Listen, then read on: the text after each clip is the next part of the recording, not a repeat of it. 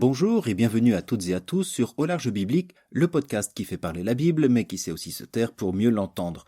Après Joseph et les mages, notre troisième personnage est celui d'Hérode. Alors généralement celui-là, vous ne le trouverez pas dans votre crèche, mais il joue un rôle important dans le récit de la Nativité, selon Matthieu.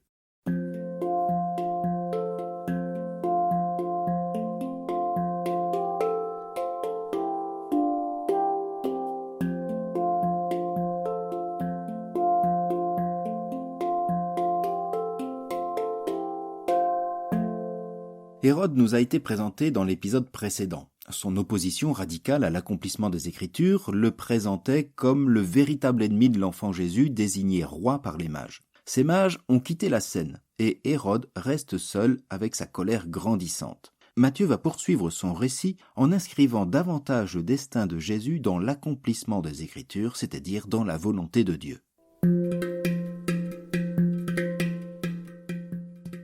Après leur départ, voici que l'ange du Seigneur apparaît en songe à Joseph et lui dit « Lève-toi, prends avec toi l'enfant et sa mère et fuis en Égypte. Reste-y jusqu'à nouvel ordre, car Hérode va rechercher l'enfant pour le faire périr. » Joseph se leva, prit avec lui l'enfant et sa mère, et de nuit il se retira en Égypte. Il y resta jusqu'à la mort d'Hérode, pour que s'accomplisse ce qu'avait dit le Seigneur par le prophète « D'Égypte j'ai appelé mon fils ».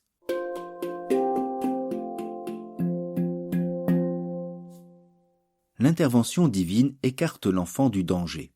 La révélation de l'identité royale et divine de Jésus, grâce aux Écritures et aux mages, anticipe encore la confrontation entre le pouvoir mondain et le pouvoir divin lors de la Passion. Mais une autre fonction de ce passage est d'associer l'enfant Jésus à la figure de Moïse et au salut de Dieu envers les Hébreux. Ainsi, l'opposition entre la famille de Jésus et Hérode n'est pas sans évoquer le combat de Pharaon contre les Hébreux et Moïse. D'Égypte, j'ai appelé mon fils. Ce passage du prophète Osée, qui est ici cité, associe le sort de Jésus, mon fils, à celui des fils d'Israël, désignés originellement par le prophète. Jésus fuit la fureur d'Hérode, comme Moïse celle de Pharaon. De même, comme Moïse avait survécu aux enfants hébreux, Jésus survit aux enfants de Bethléem. Et comme Moïse et les fils d'Israël sortirent d'Égypte une fois libérés, Jésus et sa famille sortent d'Égypte eux aussi et commencera alors le ministère salvateur de Jésus.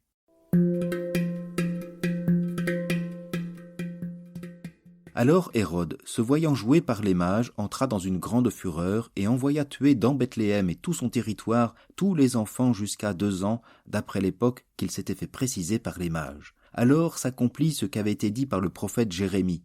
Une voix dans Rama s'est fait entendre, des pleurs et une longue plainte. C'est Rachel qui pleure ses enfants et ne veut pas être consolée parce qu'ils ne sont plus.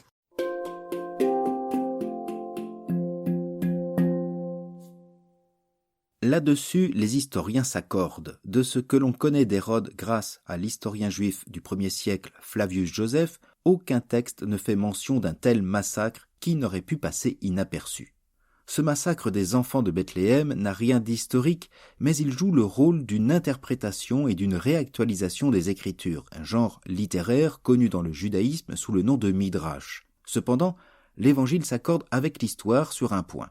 Hérode fut un souverain cruel. L'histoire nous apprend qu'il fit noyer son gendre, tua 2 de ses fils, Alexandre et Aristobule, fit étrangler sa femme Mariam, et enfin, 5 jours avant sa mort, il fit assassiner son autre fils, Antipater. Mais même après sa mort, il ordonna de tuer tous les notables juifs de Jéricho dans le but, selon Flavius Joseph, qu'il y eût des larmes à ses obsèques. L'histoire et la légende sont en accord sur ce point pour condamner la cruauté d'Hérode.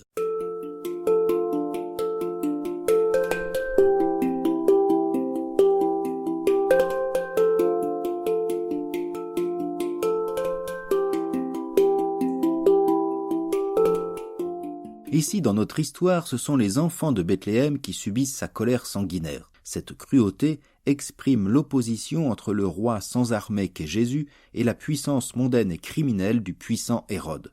La citation du prophète Jérémie permet de rendre compte de ce parallèle. Au chapitre 31, le prophète dit « Ainsi parle le Seigneur, un cri s'élève dans Rama, une plainte et des pleurs d'amertume. C'est Rachel qui pleure ses fils, elle refuse d'être consolée, car ses fils ne sont plus. » Le prophète décrivait ici les souffrances, les persécutions dont les fils d'Israël furent victimes après les attaques de Nabuchodonosor et la déportation. Matthieu, ici, souligne combien la venue de Jésus va apporter des persécutions et les premiers lecteurs de Matthieu le savent bien. L'évangéliste veut ainsi établir le parallèle entre Moïse et Jésus, l'un et l'autre étant sauvés du massacre des enfants juifs par Pharaon en Exode 2 ou bien par Hérode. Je vous renvoie à ce propos d'ailleurs sur le massacre des enfants hébreux au podcast numéro 111 avec la naissance de Moïse. Ainsi, en évoquant l'assassinat des enfants de Bethléem et la fuite en Égypte, Matthieu entend faire entendre qu'avec l'avènement de Jésus, c'est un nouveau Moïse qui advient au milieu des détresses de son peuple. Moïse fut ce prophète qui fit sortir son peuple de la servitude et reçut de Dieu les lois qu'il donna à Israël. Et bien de même, Jésus est présenté comme celui qui vient pour sauver Israël et proclamer l'évangile du royaume. Ce parallèle s'entend même après le retour de l'enfant en Judée.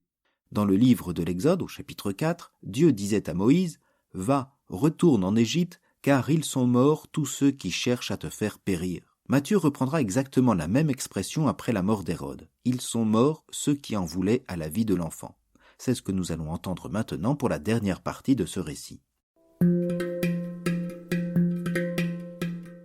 Après la mort d'Hérode, l'ange du Seigneur apparaît en songe à Joseph en Égypte. Il lui dit « Lève-toi, prends avec toi l'enfant et sa mère, et mets-toi en route pour la terre d'Israël. En effet, ils sont morts ceux qui en voulaient à la vie de l'enfant. » Joseph se leva, prit avec lui l'enfant et sa mère, et il entra dans la terre d'Israël.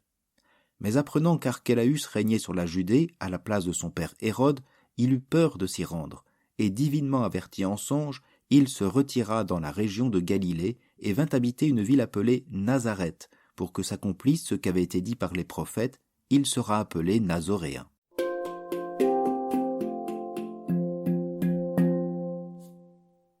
Jusqu'au dernier mot, Matthieu emplit la mission et le destin du Fils de Dieu de toute l'Écriture. Selon Matthieu, par crainte, et aussi en obéissance à la parole de Dieu, Joseph doit se réfugier en Galilée et habiter Nazareth. Il joue ici avec les mots Nazoréen, Nazaraios, c'est-à-dire Nazir, et Nazaréen, Nazarénos. Cette citation, il sera appelé Nazoréen, ne se trouve chez aucun prophète mais nous renvoie au livre des Nombres au chapitre 6. Ce chapitre nous décrit le Naziréat. Le Nazir était celui ou celle qui se vouait à Dieu pour un temps au Seigneur, en ne coupant pas ses cheveux, en ne buvant rien qui vienne de la vigne, et je vous renvoie aux épisodes sur les naissances de Samson, numéro 103, Jean le Baptiste, numéro 107, et Samuel, numéro 113, où il en est question. En évoquant la figure d'un nazir, Matthieu signifie combien Jésus est entièrement consacré à son Père, et cela pour toute sa vie. L'évangéliste Matthieu use très peu du mot nazaréen. Alors on l'entend ici, au chapitre 2, verset 23, et 2 autres fois à Jérusalem lors de la purification du temple, au chapitre 21, verset 11, et lors du reniement de Pierre, au chapitre 26, verset 71. Dans ces 2 derniers cas, ce terme est mis dans la bouche des adversaires, comme si nazaréen était un terme péjoratif. Ce qu'on pourrait retrouver également dans l'évangéliste Jean, qui décrit « De Nazareth, dit Nathanaël, peut-il sortir quelque chose de bon ?» Effectivement, quel Messie peut sortir d'une bourgade de Galilée sans renom? Alors Matthieu vient redonner ici à Jésus un titre de noblesse. Il est nazaréen car nazoréen, c'est-à-dire consacré entièrement au Seigneur et accomplissant jusque sur la croix la volonté de son Père. Ainsi, par les multiples interventions angéliques, par les évocations ou les citations de l'Écriture, du début à la fin de ce récit de la Nativité, la vie de Jésus ne fait qu'un avec la volonté de son Père, y compris dans l'épreuve. C'est là tout le message de l'évangéliste Matthieu, pour qui Jésus est bien celui que Dieu envoie. La Nativité, dans la version de Matthieu, renferme donc toutes les clés de lecture pour comprendre le ministère de Jésus et y compris sa passion. La prochaine fois, nous aborderons un autre évangile, celui de Luc, avec cette 2e nativité, avec aussi 2 autres personnages, ceux qui nous manquent, c'est-à-dire Marie et les bergers. Je vous dis à très bientôt.